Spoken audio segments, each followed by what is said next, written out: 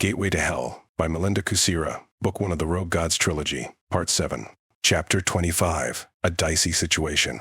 Giran rubbed his nose. Walking into a wall hurt since he lost some of his godlike toughness, so his nose throbbed. It wasn't broken, just annoyed at him, and making its annoyance known, but the pain would fade. Remember me, war god. A ragged voice hissed near his ear again as a blade pressed against his belly, but it didn't cut through his tunic. Maybe it was blunt, or the guy with metal spikes for hair held the flat side against his belly. Perhaps he just wanted to make a point. No, should I remember you? Giran leaned against the wall he just walked into nonchalantly. The guy's mottled gray skin, hook nose, and blocky features were kind of familiar, but all the pantheons fell a long time ago. And he didn't know every god or demigod, just the important ones at the top of each pantheon, because they held all the power. This guy obviously wasn't one of them. The guy scowled like he just asked him a trick question. Maybe he forgot who he was too. Anything was possible in the Spire. It was possible he was an old enemy or a soldier from a past war who fought against his army. Centuries could have honed whatever grudge he carried to a sharp point, but Giran didn't care who this guy was, so he elbowed the guy in the gut and grabbed for the knife. But he miscalculated. Exhaustion screwed with his aim.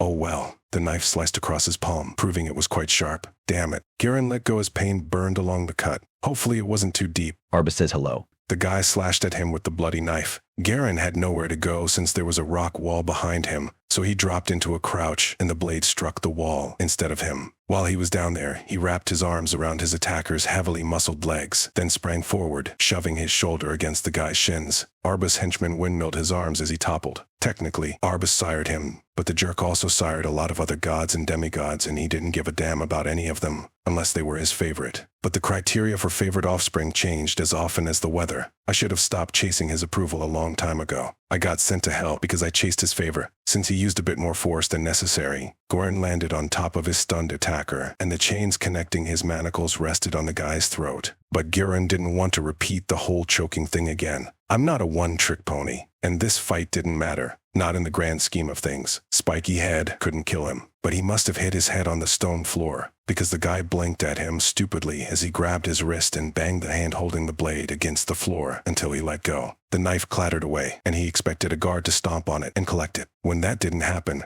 Giran glanced around. They lay on the floor and an alcove formed when the ramp leading to the upper levels turned a sharp bend. Stone walls surrounded them, and that was it really. The floor sloped upward a few feet away. Where were the guards? Did you pay off the guards? Was this guy smart enough to do that? Maybe. More likely this was a setup. Giran rolled off him and snatched the blade from the ground as his prisoner laughed. I didn't, but Arbus probably did. The gray-skinned guy sat up and his hand hovered over the metal spikes on the back of his head. But he must have remembered they were there because he lowered his hand instead of rubbing his head. Did he send anyone else or just you? Giran rose. This alcove had two walls. He could put his back against either to watch for anyone coming from the other two directions so no one could attack from behind. Or I could try to find an exit and get the hell out of here before they figure out I have the book of names inside me. A cold shaft of fear stabbed his heart. The book didn't tell him his attacker's name. Do I still have the book? Giran grabbed the collar of his tunic and stopped. If he pulled the collar down to look at his chest, this creep would see it. I don't want anyone to know I have it. My plan depends on that. Is something wrong? His attacker rose with a small, self-satisfied smirk, and an amused spark lit his eyes. I don't know. You tell me. Where are the guards? Giran pointed the knife at the guy. Since I don't know his name, I'll just call him Spike. Maybe they're taking a break. Spike did that annoying thing mages used to do and held his cupped hands a few inches apart, telegraphing his next move. Giran rolled his eyes, then his shoulders to loosen them up before tension knotted them and reduced his reaction time. But he didn't need to worry because nothing appeared between Spike's hands. This place blocks magic use. But I guess you didn't know that when you got yourself thrown in here to run that errand for Arbus. Giran shook his head and tisked. It was just like the former Allfather to leave out that little detail. Spike's nostrils flared, and that was all the warning Giran got before the guy lowered his head to ram and charged. Giran suppressed a sigh as he stepped aside and stuck out his foot at the last moment. Spike tripped and went flying down the ramp. Voices cried out. Then feet stomped toward him from both sides. Giran slid the blade into the back of his pants, and he tried not to wriggle when the cold metal slid down his lower back and touched his butt. Its tip rested too close to a place he didn't want cut. Don't give the guards a reason to rough you up and the knife won't. But that was easier said than done. As guards rushed up and down the ramp, converging on their position, Giran laced his fingers together on top of his head and hoped like hell that would signal submission. Spike tried to run for it, and he crashed into a wall of blue flesh and claws as two guards grappled with him. He went down and lay like a limp bundle of gray cloth under the two demons. What's all this? A female demon stopped in front of Giran. Spike over there jumped me, and then you showed up. Garen nodded to the unconscious guy as the other 2 guards scraped him off the floor and hauled him off to his waiting cell. Where are your guards? Prisoners aren't allowed to wander around alone. She narrowed her eyes as she watched him like she was trying to sense the truth. I don't know. They disappeared when Spike showed up. Garen shrugged. I'll deal with them. You 2 take him back to his cell. No more detours or stops. She pointed at 2 more demons behind her, then followed the 2 carrying Spike. Perhaps she meant to interrogate him when he woke up. I wish I could watch that. I have some questions too, like what Arbus wanted. It couldn't be revenge because I was never dumb enough to wrong him. Well, that mystery would have to wait since the 2 guards approached him. Garen unlaced his fingers and let his hands drop to his sides. This one's hurt and leaking, said one guard as he lifted Garen's injured hand to peer at it. He sniffed at the wound. Then get someone to stitch up that gash before he bleeds out. The head guard ordered before she turned the bend and disappeared into the spire. The arena's no fun if our champion's dead after 1 round. Hope rose. Maybe he could convince whoever they sent to heal him to help him escape. Garen limped, groaned, and did everything except collapse to play up his other injuries. All the while, he was aware of the knife warming up the longer it rested against his butt. The crossguard and hilt were all that kept it from slipping all the way into his pants. Thank God they were too thick to fit through the gap between the waistband of his trousers and his body. Otherwise, he could injure himself worse than Spike, or the arena did, especially if it slid into his trouser leg. Maybe he better hurry the guards along and not think about that. Chapter 26. Talking to Dread Beasts. Arginil flapped his smoky wings as he flew over the endless plain of hell seeking the dread beast he spoke with at the spire. He found the creature lying on a mountain of blackened bones. He landed beside it, nose wrinkling in disgust at the smell of charred meat. Hello again. I'd offer you a bite to eat, but I've got nothing left but bones. The dread beast spread its claws as it waved to the pile of bones under it. Its wings lay flat against its back on either side of the spikes running along its spine. I see that. Arginil folded his arms and thanked the creator he didn't need to eat, not like humans anyway. Hunger twisted his gut, but not for meat. He longed for the grace he lost when he fell in the pure light of heaven. Since he couldn't have that anymore, he turned away from the bones and the stench. Why did you seek me out? The dread beast asked around the leg bone it gnawed on. Others of his kind had embraced the darkness of hell and thrived on the pain and suffering of others, but not him. Arginil faced the library in the distance. Its knowledge sustained him as much as anything in this realm could. Your friends said they'd open a gateway in 3 days, but they didn't specify on what realm those 3 days would pass. That's true. I think they meant the gray between, though. Time moves slowly there, and it was only an estimate. Making a gateway takes a lot of power. It could take them longer than that to create it. But they will create it? Arginil scanned the orangey plain for any shadows heading toward the library. An uneasy feeling settled in his gut when he left it, and that feeling grew as the miles did between him and the library. Of course. They wouldn't promise something and not deliver it. That isn't their way. Who were we talking to? They sound like a collective being, but Arginil couldn't think of anything that met that description. That I don't know since I've never met them face to face. We've just spoken through the barrier. But you trust them. Arginil studied the dread beast as the creature blinked red eyes the size of his torso. As much as I trust anyone. The dread beast laughed. Where will the terminus be for the gateway your friends create? They just said I'd know it when I see it, but how can I see it if I don't know where to look? I imagine its opening will be very bright and hard to miss, so I wouldn't worry about that if I were you. If I fly up to the barrier, can I speak to your friends? Arginil gestured to the sky as he regarded the gray profile of his library again. Could he leave it alone for that long? That depends on whether they're close enough to hear you. You can try if you want, but I can't promise they'll be there. Do you have a specific time set aside to speak with them?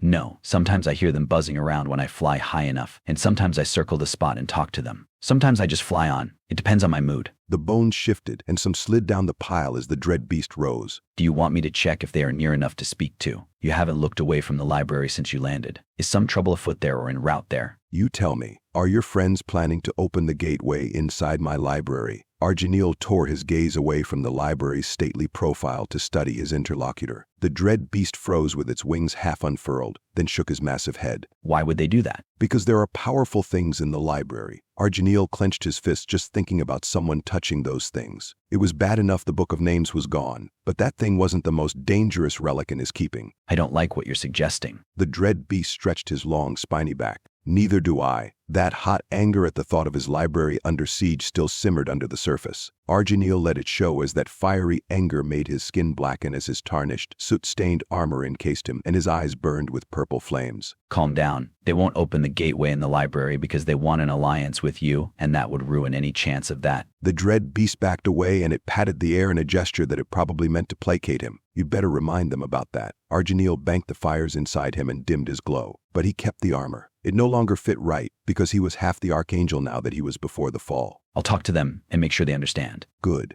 I knew I could count on you. Arginil turned as something in his peripheral vision caught his attention. Was it a strange glow where none should be? I must return to the library. I'll talk to my friends, and everything will work out just as we agreed. Arginil nodded as he flapped his wings. Only time would tell if his fears were realized. Arginil lifted off without giving the dread beast another glance or thought and flew back to the library. But he wouldn't rely on the promises of allies he knew nothing about, or even on the word of a dread beast. Chapter 27. Trust no one. Ivarian shook uncontrollably as the icy winds cut through his clothes. How far is this safe place from here? It's not too far. Just hang on for a little longer. Hyrule wrapped an arm around his shoulders, but he wished it was Rosalie beside him. He trusted her. Ivarian didn't know if he could trust this man who claimed to be his cousin. The world blurred as Hyrule did something, but Ivarian couldn't see what. A force pulled them to the side away from the giant glowing arrow, and its shaft divided like a river, but the new branch blurred as it faded away. I couldn't have seen what I thought I saw. The arrow of time doesn't branch. It runs straight from the deep past to the far future. Or that's what he was told, and he had no reason to disbelieve it. Ivarian blinked, then rubbed his eyes with his free hand, but the afterimage of that icy glowing branch lingered like a half-remembered dream before merging with the arrow's shaft again. Did I really see it branch, or did I imagine that? The cold could play tricks on the mind, and he still shook every time the wind buffeted him. Well, he had someone to ask. If Hyrule really was his cousin and the son of the ex-god of history, then he should know a thing or two about the timeline. Can the timeline divide? Ivarian didn't know whether he wanted this man who claimed to be his cousin to say yes, or to confirm what he'd always been taught and say no. I've never seen that happen, and I've lived a lot longer than you, so I don't think that's possible. Hyrule tightened his grip as the wind tried to pull them apart. Where are we going? Ivarian squinted into the wind. The tip of the arrow had grown too small to see, and it was growing smaller as they zoomed away from the arrow of time. What was even out here? You'll see. I won't spoil the surprise. Hyrule grinned, and there was a glint of mischief in his silver eyes. A sick feeling twisted his stomach into knots. Ivarian hoped his gut was wrong, but the feeling he wouldn't like what he found at the end of this trip only intensified as they flew onward mere feet from the icy terrain. A shadow appeared ahead, but it resolved into a glacier shaped like a giant arrow. What is that? Ivarian tried to point at it with his numb hand. It looked like the arrow of time without the glow, but there was only one timeline. Wasn't there? Doubts assailed Ivarian as they flew toward it. It's another timeline abandoned long ago when the pantheons we sprang from fell. Hyrule glared at it like that dead timeline offended him. Why are we traveling toward it? If it was a dead timeline, then why visit it? I need the actual timeline that controls my life, not its ancestor. But the mystery this older timeline presented pulled at his imagination and stirred his curiosity. I can visit it another time after I fix the timeline I'm living on. Ivarian turned his head away from the old arrow. Because there's something you need to see there. Hyrule couldn't possibly have anything to show him in the deep past. You sound like your father. He was just as heavy-handed. Ivarian struggled to break free from his cousin's grip, but he was so cold, his limbs didn't work right. I'm nothing like him. Hyrule all but growled as he let go. Anger flashed in his silver eyes. Yeah, right. Ivarian dropped, and his boots broke through the ice covering the snow, sending shock waves up his legs. But they held firm, and he didn't fall flat on his face. You know what he asked me? Or you wouldn't be taking me to an old timeline. That arrow-shaped glacier couldn't possibly be the timeline from when the old gods ruled. Uncle Hithaglir said that the past was gone, and no one could reach it. Didn't he? Ivarian tried to remember their conversation in that ruined city, but it was floating away like leaves on a river. The stinging wind carried a faint scent of ozone and ancient ice. No. What did he ask you? As anger flashed in Hyrule's eyes, the cold seemed to intensify, adding static electricity to the air that made Ivarian's hair stand on end. Does this abrupt change reflect a form of Hyrule's uncontrollable magic tied to his emotional state? Did Hyrule really not know? Ivarian couldn't read his face. His features were so like his own, but he just wasn't a people person. Since he grew up in a small village, sheltered by his parents and his older siblings, Ivarian didn't have many opportunities to interact with strangers. He has the same magic as me, so he could go back to that moment and witness that conversation in the ruined city. He must know. Was Hyrule shocked, curious, or just playing for time? He could be working with or for Uncle Hithaglir for all he knew. Ivarian staggered, then fell as his numb legs collapsed under him. Hyrule crouched beside him and brushed a lock of white hair out of Ivarian's eyes. You're so young, you've not yet acclimated to this place. I don't want to acclimate to it. I don't want to visit this place ever again after I fix things. But his lips were numb, and they didn't move when he tried to say all this aloud. All that came out was an unintelligible moan. Don't worry, cousin. I promise I'd take you somewhere warm, and I will. Hyrule shoved his arms under him and scooped him up like he was a child, but neither his cousin's presence nor his touch was comforting. Hyrule's magic cast an eerie glow on the surrounding ice, reflecting their distrust in the shimmering crystals as the world whited out again. As Rosalie hurried down a hallway, her footsteps echoed off the carvings lining the walls. A mosaic of glowing stones far above lit her way. Someone had arranged the glowing rocks, so the blue ones surrounded a giant white arrow that pointed toward the library somewhere ahead. It was a weird design, but Mount Eredrin was a weird place. Hopefully, its library had some texts about who the old gods were and what they could do. I wonder what happened to them because they aren't roaming around the country nowadays. A buzzing sound made her pause. There weren't any insects this deep under the mountain, so what made that sound? Rosalie spun, but there was just the blue and white glow of the mosaic overhead painting the carvings along the wall and her shadow on the floor. No one else was around. I must have imagined that buzzing sound. She turned around and hurried toward her destination before her mind could play any more tricks on her. It pulled plenty in the weeks since she arrived. Ahead, the hallway intersected another one, just as well lit as this one and as empty of people. Where was everyone? Well, they weren't heading towards the library, that was for sure. She just skidded to a halt as a bunch of warrior statues that weren't there before appeared in her path. Where did these come from? Rosalie rounded the first one warily and stopped when white threads trailed from the statue's hands. How did these get here? Rosalie snatched the glowing threads from the statue and wound them around her wrist. The next statue had some too, and the one after that. She collected them all, but there were no clues to their origin. This is so weird, but not weird enough to stop her. Rosalie hurried to the intersection as the statues wavered like a mirage. There you are. I've been looking all over for you, said the witch from the market as she stepped in front of Rosalie to block her path. The woman wore blue today, from the bracelets that clicked together on her wrists to the earrings that chimed like little bells. Her dress was long and cut to emphasize her curves. Why were you looking for me? What more did they have to say to each other? Rosalie had avoided the witch after their one meeting in deference to her mother, who preferred them to have nothing to do with the witch's circle. Sorry, Mom, I'm trying to avoid them, but they won't avoid me in return. I got word from my sisters, and it's not good news. The witch glanced around like she feared someone would overhear their conversation. How did you hear anything? You told me you lost contact with them. Rosalie folded her arms so she didn't push the woman aside. She just wanted a few hours to research the spell, not to get involved in some drama with the witches. The demons are massing for an attack somewhere close by. They plan to overwhelm us with their numbers, and I fear there will be more than we can handle. As she talked, the witch stared at her like there was something she could do about this. Rosalie scowled. I didn't see any proof of that. We deal with a few stray demons every few days just fine. In fact, Rand just wished them away, and that worked. But she didn't know who knew about him and his magic, so she kept her mouth shut about that in case he was a secret. She tried to step around the witch, but the woman grabbed her arm. I'm telling you, something big is coming. My divinations never lie, and that was the first thing I checked after I heard the news of the attack. I still don't understand how you heard anything when you claim you lost contact the last time we spoke. We have ways of communicating, and they're not for outsiders to know. Right, more secrets. Rosalie was sick of them. First, her mother kept secrets, then Ivarian, and now this woman she'd met twice. Rosalie wrenched her arm free. And I'm telling you, I didn't see any signs of a demon horde massing nearby. Now let me pass. Of course, she hadn't gone that deep into the once enchanted forest to check, but there would have been some sign by now of the woman's claims if they were true. None of the demons she'd encountered so far near Mount Eredrin were smart enough to pull off something like this or patient enough to do it. The witch must be wrong.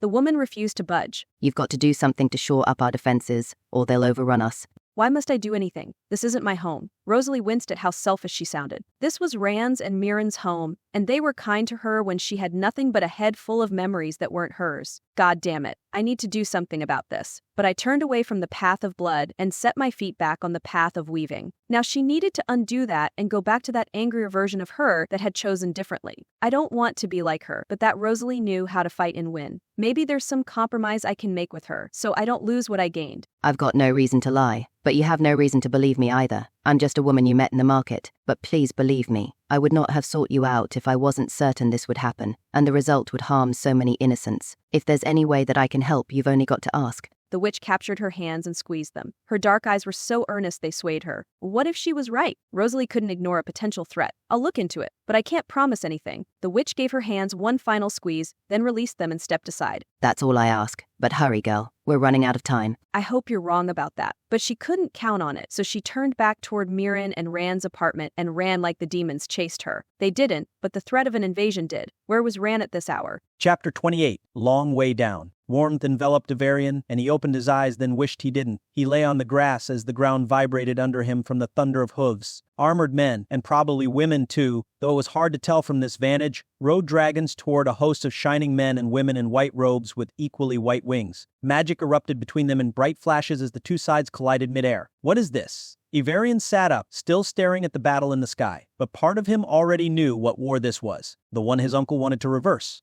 It's the last war of heaven, but most of it was fought here on the world that would birth us. Hyrule shaded his eyes as a burst of power threatened to blind them as it drove back the dragons and their riders. The battle wasn't just in the sky. The ground rumbled again, signaling someone else was coming. Ivarian rose, but Hyrule pulled him down again as soldiers riding creatures with scaly skin and tusks appeared on the valley walls to their left. At some signal he couldn't see from down here, they charged. Fireballs rushed ahead of them and crashed into a shield that appeared for a moment, then shattered. A spinning vortex chased the fireballs and would have collided with the host of angels the shield revealed if one of the angels didn't raise a blade that glowed so brightly. Ivarian closed his eyes to protect his sight. Why did you bring me here? When he opened them again, the tornado dissipated, revealing a woman in armor with glowing white eyes. Lightning bolts shot toward the angels, but another angel raised a glowing sword and diverted it. Why do I need a reason? This is our heritage. I thought you should see it. Hyrule tossed a pebble into the air, but he missed it and it rolled away. How did you bring me here? Your father said this time period is lost to us, meaning no one can revisit it. At least that's what he thought his uncle said. That conversation was so faded in his mind he could barely remember it, and when he tried, it felt like he was watching someone else in the memory, not himself. But it did happen. He's the reason there are demons in the enchanted forest.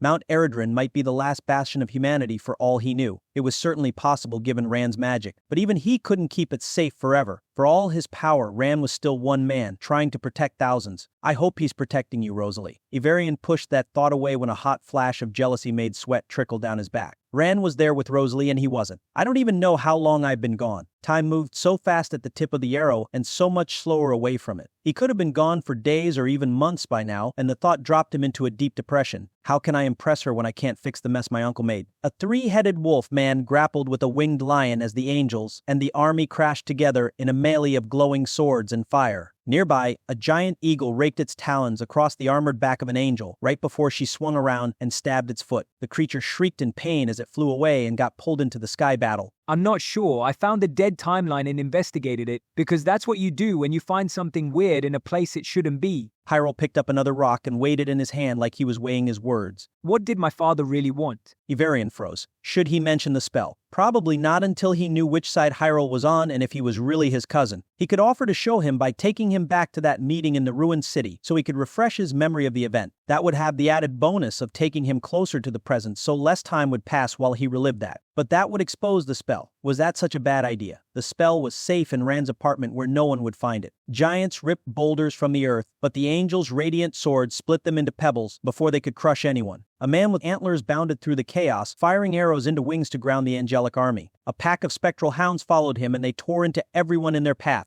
He wants to relive his glory days, or so he says. I don't know what he actually wants. That was safe enough to say, and the truth as he remembered it. I'll leave out the spell for now. Ivarian rose, and Hyrule led him. Nearby, a goddess with a helmet shaped like a falcon's head expertly wielded a glowing spear, knocking aside an angel's sword before impaling its chest in a spray of light. The two gods fought with lethal grace, felling angels one by one. Suddenly, the falcon-helmeted goddess paused, as if she sensed they were watching from a half-mile away. Then the god with antlers bellowed as more angels descended with swords drawn. After one last look, the goddess turned and jogged toward that call to arms. Ivarian shivered. We should leave here. The ground quaked and split open, throwing an orange liquid into the sky. Heat shimmered outward from that fissure and slammed into Ivarian where he stood. Sweat broke out everywhere on his body. What's happening? We're witnessing the last battle and the end of our parents' pantheon. Hyrule laughed as if this was funny, but it wasn't. 4 people shimmered into existence on the opposite valley wall. 3 were women in rippling gowns of gray, green, or red, and 1 was a slim man with long white hair and fancy robes full of gold braiding that glistened. Who are they? Ivarian pointed at the foursome, but part of him already knew. There was only one person that silver-haired woman anchoring one end could be his mother. They're here to witness the end of their pantheon.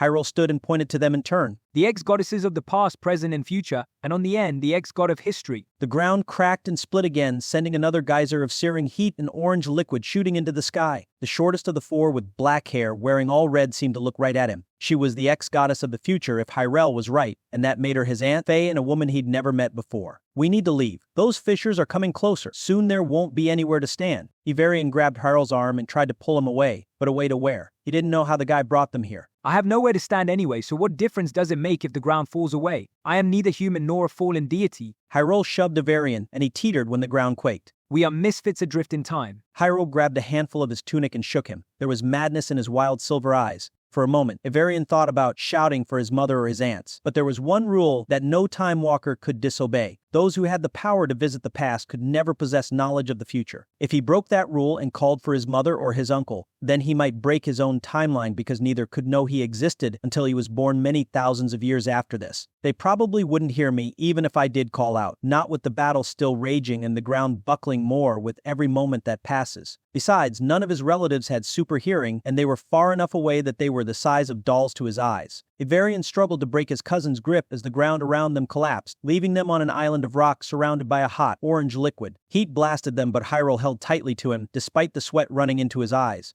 No one should have the power we have. Hyrule blinked and the madness faded from his eyes, leaving sadness behind that transformed his face into a mask of sorrow. Power is neither good nor evil. Your actions with it are one or the other, but you choose that, and you can choose to take me back to our timeline and help me fix what your father did. Ivarian hoped that would sway this stranger that might be his cousin. What roads had led him to this? You wouldn't believe that if you'd seen what I have. Power corrupts, and it always will. Better to cast us both into the fires of hell than to let us touch the timeline ever again. Hyrule shook his head as the rest of the valley floor collapsed in a shower of pebbles and violet fire, revealing a swirling abyss amid the orange liquid down there. What's that? Ivarian tried to balance on his toes as the island of rock they stood on fragmented and its edges broke apart. That's hell, where all our kind belongs. Hyrule leaped off the rocky island and pulled Ivarian with him. Chapter 29. Words that burn. Rosalie stopped in the middle of the hallway when something burned her leg. Ouch. What the hell is in my pocket? She dug her hand into it and yelped when her fingers touched a hot object. But just the spell she found in the wall in Ran and Mirren's apartment was in there. Nothing else. So why does my leg feel like it's on fire? Rosalie pulled some glowing threads from the braid she wove with all the magical strings she gathered since regaining her power to weave, and she wrapped them around her hand, creating a crude mitt. But it would do in a pinch. When she could just barely move her fingers, she shoved her now glowing hand into her skirt pocket before that damned spell burned through her skirt and hose and pulled out the spell. It unrolled, revealing glowing orange letters. Why are you so hot? It didn't answer her, of course. Spells couldn't talk, but she wished this one would before the questions surrounding it buried her. The scroll gave off so much heat, she nearly dropped the damn thing. Only curiosity and her mother's insistent voice in her head warning her to never drop a magical item made her grip it in her glowing, string-wrapped fingers. I'll find Ran later. I need information about this thing, and I need it right now before this thing burns through everything it touches. But she had no one to ask. I can go to the library and see if anyone knows anything about the old gods or summoning them. It was a place to start, but what do I do with this spell in the meantime? I can't run through Mount Eredrin carrying an obviously magical item around. Before everything changed and the demons showed up, some reforms had passed, easing the restrictions on magic and mages, and that was all thanks to Ran's father. Rosalie staggered as memories slammed into her. I met him when I was a child. She put her back to a wall to keep from falling as she looked up at a quiet man with glowing green eyes. He also wore green from his hooded cloak to his trousers. Only his boots weren't green, because that would have been impractical and expensive. Hi, I'm Ran, and this is Papa. But you can't call him that because he's my Papa, not yours. You can call him Sarn because that's his name, Said the miniature copy of Sarn as he stepped in front of his father with his hand extended and a big smile on his face. The child Ran had laughing green eyes just like the adult version she knew now. Rosalie pushed those memories aside. Well, that explains why Ran and Mirren let me stay with them without any questions. They didn't even ask me to help them out around the apartment. She did that anyway, as a matter of course, because her mother raised her to never take advantage of anyone's kindness. It also explains why I'm so comfortable with the arrangement and why I trusted them implicitly. I think I was on my way to visit them when everything went crazy. The memories of Sarn and Ran faded, but her connection to them didn't. I'll get these memories back and restore the correct version of the past. The spell in her glowing hand drew her gaze as the words lost their glow. Perhaps you'll help me fix things. There must be time gods. If I could summon one, then I could ask them to stop the demon invasion and save Sarn. His untimely death must be the root of the problem. Sarn was crazy powerful on a scale beyond anything Ran had done so far. I must save him. That would fix everything. Was the spell cool enough to stick back into her pocket? She didn't have any other way to carry it, and she needed to remove the glowing threads before her fingers went numb. I might have wrapped my hand too tightly to protect it. Rosalie touched the scroll with her other hand, then put it into her pocket when it didn't burn her fingers again. The glowing strings unwound themselves when she glared at her wrapped hand, and they transferred themselves to her wrists. Now it looked like she had a collection of white and green glowing bracelets. Rosalie shrugged and hurried toward the library. She'd deal with the possible demon invasion later. Rosalie skidded to a halt before she could collide with Ran when he rounded the bend, holding an open book in his hands. Was he reading while walking? Oh, it's you. Are you still moping around? Rand closed the book with a snap, but he didn't get out of her way. I'm not moping. I'm figuring things out. She backed up and planted her fists on her hips. And I have information for you. Oh, really? About your boyfriend? Rand smirked like he was holding in laughter. He's not my boyfriend. Rosalie closed her eyes and breathed, then counted to 10 when that didn't help before opening her eyes. Rand was exactly what she'd always imagined having an older sibling would be like, and he was only a half-year older than her. You keep saying that, but I keep disbelieving you. Rand mirrored her stance, but he still held the book in one hand. That's not what we need to talk about. Rosalie threw her hands into the air in defeat. Isn't it though? I have this feeling I can't shake that he's in big trouble, but I don't know where he went, so I can't help. Rand glared at her as he squeezed the book in his hands. I don't like feeling helpless. I hate it so much. I almost wished I knew where he was and what he was doing so I could help. Rosalie waved her hands to clear the air and scrub the slate clean. I'm sorry. Let's start over. When did this feeling start? Right after he disappeared. Where did he go? You know, don't you? Rand stared at her like he was trying to read the information from her mind, but he had no mind magic. Could he wish for that? How did his magic really work? What were his limitations? Rosalie put those questions aside. Rand cared a lot. Well, so do I. Rosalie cast her gaze anywhere but at him. I don't know. He didn't say much before he left. But you have a guess, don't you? Rand wasn't letting her off the hook that easily. Maybe that was good. Sort of. But it's only a guess. And not one she could do anything about. Rosalie kicked a statue as it appeared, then disappeared again. Why do they keep doing that? She pointed at it as a warrior statue appeared, then faded away. Statues shouldn't come and go as they please. It was weird, but Mount Eredrin was a weird magical place. Because my dad broke the curse on them and freed them? Rand staggered, then dropped the book and gripped his head. No, he didn't because he died before he could do that, but I remember him breaking it. It scared him more than anything else he'd ever done with his magic. I could tell because he did that thing I don't like when he gets quiet and tense and I must ask lots of questions. But he just hugs me and doesn't answer. It's really annoying. You remember because that's real and this whole demon thing is fake. Not fake in the sense that it's not happening, because they clearly are attacking this place. But something happened in the past that changed things. And we're feeling the shockwaves from it, I think. That sounded better inside her head. Aloud, she just sounded crazy. Rosalie picked up the book he dropped. That sounds crazy. You know that, right? Rand let go of his head, then sighed and glanced away from her. But I hope you're right because that means I get my father back so he can lecture me about how I use magic. I really miss that. For a quiet guy, he had a lot to say about magic. Mom used to say the truth is crazier than any story. As Rosalie held the book out like a peace offering, she read the title and stared at it. It's a book on the nature of time. Yeah, well, Ivarian said he can time walk. I hope this book could tell me what the heck that means. Rand shrugged, but he didn't take the book. Rosalie paged through it, then remembered her conversation with the witch. I'm supposed to tell you demons are massing somewhere nearby in the forest, and they're planning to attack Mount Eredrin. That's old news. I've heard variations on that for a while now, but no attack materialized yet. Rand waved the news away. Can you wish away a large force of demons? Rosalie glanced at him over the edge of the book. Rand scowled.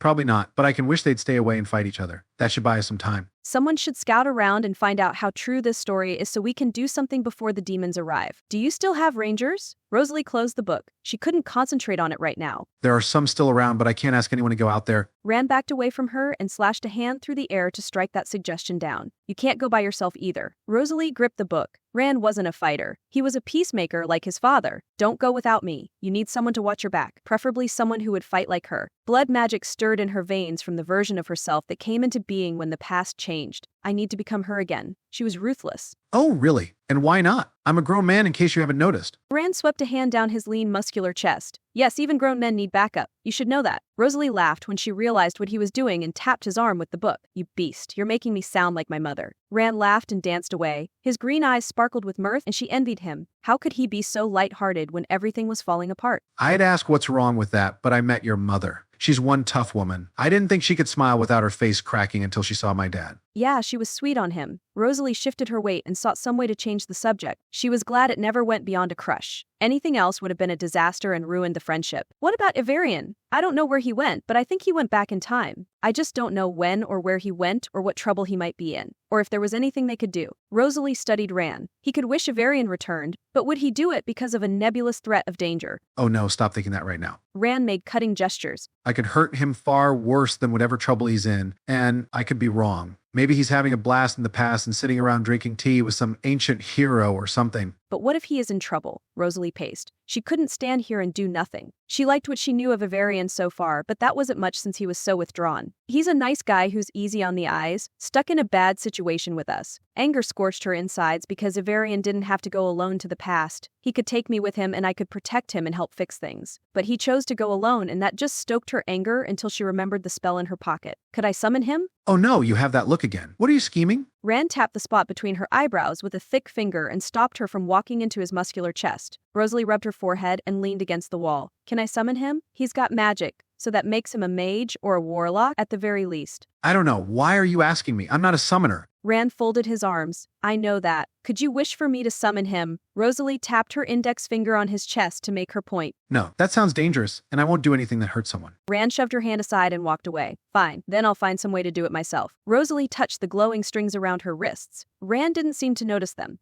Maybe he couldn't see them after all. Rand spun around and stalked back toward her. How will you do that? In case it wasn't obvious, I don't want you to get hurt either. You can't have it both ways. Either we take the chance that we hurt Ivarian by bringing him back here and save him from even greater harm, or I hurt myself and him by trying something I don't know how to do. Rosalie stroked her glowing string-wrapped arm and hoped he would cave in and help her because she didn't like the second option any more than he did. You forgot to add Explode Mount Eredren to your list. Mirren said as he rounded the bend behind Rand. Don't help her. Rand shook his index finger at his uncle. I'm just pointing out the obvious. Mirren held his hands up to ward off his annoyed nephew. What do you know about summoning spells? Rand glared at his uncle now. Your dad used to summon the Queen of all trees. That was different. Rand waved that away. How was that different? Rosalie tapped his shoulder. It just was okay. There were a lot of circles and light and then poof, she was there. Rand threw his hands in the air in defeat. Rosalie couldn't picture that, so she stayed silent and let Mirren argue her case for her. He seemed to know a lot more about summoning than the nothing she knew about it. But when you were little, there was another summoning, and it damaged part of the forest. Mirren shoved his hands into his pockets. I don't remember that. Rand glared at his uncle again. Sometimes they behaved more like brothers than as an uncle and nephew would. You were little? I wasn't, so I remember. Mirren shrugged. You want me to help her, don't you? Yes, because I trust you to make sure the mountain doesn't explode. Mirren patted his nephew's shoulder. Now, if you two are done arguing, we should go home, get something to eat, and then discuss this further. What about the demon invasion? Rosalie couldn't keep quiet about it, and Rand's assurances did nothing to soothe her worries. When Mirren just stared at her, she quickly filled him in on what the witch told her. I can talk to Nerul and see if he can find some volunteers to go into the forest and see what they find. But Mirren didn't sound like he wanted to do that. No, he'll volunteer to go. He's hung up on proving himself equal to his dad's memory. You're not telling him. Rand shook his index finger at his uncle. He's running what's left of the Rangers now. He has a right to know. Mirren spread his hands in a what-can-you-do gesture. No, he's my best friend, and I don't want to lose him. Rand turned his back on his uncle and kicked the statue that wavered in and out of view. The statue vanished after his foot connected with it. Everyone's your best friend. Mirren shook his head like this was something they argued about a lot. So what? A man can't have too many friends. Mirren glanced at her for help. What was she supposed to do? He knew Rand a lot better than she did. I'll go too. My mom was a ranger. I can scout. She just wasn't good at taking orders, but no one was asking her to do that. No, I don't want you to get hurt either. You can't protect everyone, but it was sweet that Rand wanted to, and also annoying because she didn't need anyone to coddle her. Rosalie tried to tone down her annoyance. Rand's protectiveness came from a good place, and he couldn't stop her from doing anything. Yes, I can. Rand stormed off and left her holding the book about time. Give him some time to cool off. He'll see reason. He always does. Mirren watched his nephew disappear around a bend. I hope he does, because she wasn't a doll he could put on a shelf and take down when he wanted. It took all her self-control to keep from running after him to continue the argument, but Rosalie didn't run. She walked with Mirren in silence and hoped Rand would help her. She didn't doubt that Ivarian got himself into trouble. I wish he brought some backup with him. This quest is too important for one person to undertake alone. Somehow, I need to convince him of that or find some way to restrain him so he can't leave without me next time. Rosalie touched the glowing threads around her wrist again. How hard would it be to weave chains to bind a time walker? You've been listening to Part 7 of Gateway to Hell, Book 1 of the Rogue Gods Trilogy by Melinda Cassira. Subscribe to the channel so you'll be notified when the next part publishes. The Rogue Gods Trilogy is available as an ebook and paperback and soon, a full-cast audiobook. Click the link in the description to order your copy. If you love the Rogue Gods Trilogy, then you'll love Melinda's other epic fantasy adventure books too. They're just as full of magic and mayhem and characters who will do anything to achieve their goals. Check them out at the link in the description, and while you're there, sign up for her newsletter so her characters can talk directly to you. Thank you for listening.